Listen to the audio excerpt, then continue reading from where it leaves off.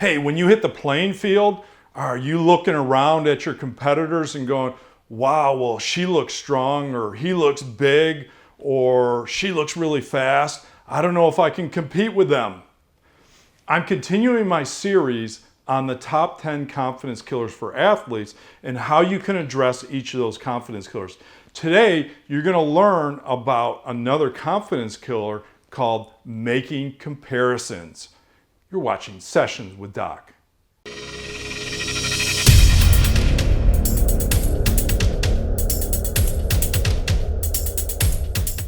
So this is a big confidence killer for athletes, especially younger athletes as well. They tend to compare themselves a lot to other athletes in many different ways.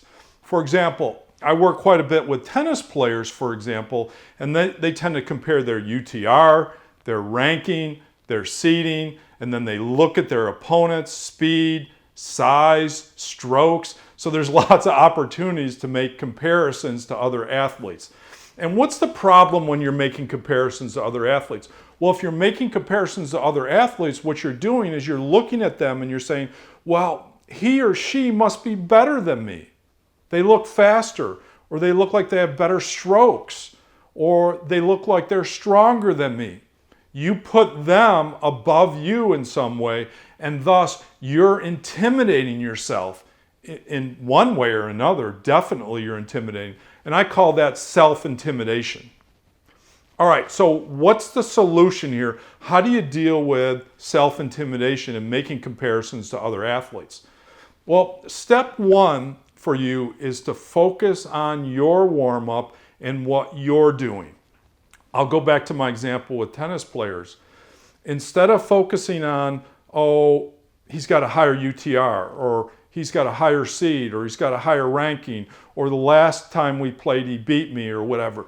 You have to look at that tennis player as rankless, seedless, nameless. It's another athlete across the net. I know I'm asking a big ask of you to do that, but if you don't, you're going to intimidate yourself, right? So the first thing is to not put all this association with your opponent across the net, for example. You have to look at it as another opponent and then focus on what you need to do to get ready.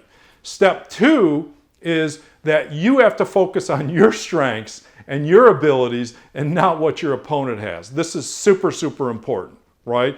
Don't put your opponent on the pedestal, put yourself on the pedestal. It's not wishful thinking, it's focusing on what skills and abilities you have. Are you quick? Do you have good center of gravity? Do you have good strokes? Whatever it may be, focus on what you have, your abilities, your talents, and your strengths, not what your opponent has. Next, we talked about number one, focus on what you're doing. Number two, step two, is to focus on your talents. Number three, focus on what's important for you to do well against that team or against that particular opponent, if we're talking about tennis, for example, or if you're trying to beat a pitcher, for example, at bat. Focus on those small things that are going to help you execute your skills and what you're going to do well. For example, your game plan. What's your plan at the plate? What's your tactics in the tennis match? What's the plan for that third down yardage in football, for example? And how are you going to execute that third down to get the first down? Focus on your plan and your tactics and your strategy, not what your opponent has. Hope that was helpful. If you want more tips, jump over to peaksports.com and download a free sports-specific report there. Thanks for watching. I'll see you in the next video. If you want to be notified when we upload more mental training videos just like this one, then please subscribe to my YouTube channel. Just click on my picture in the upper right-hand corner of this video. We've teed up 2 more mental training videos for you to check out today. Please visit our website if you want to learn more about mental training.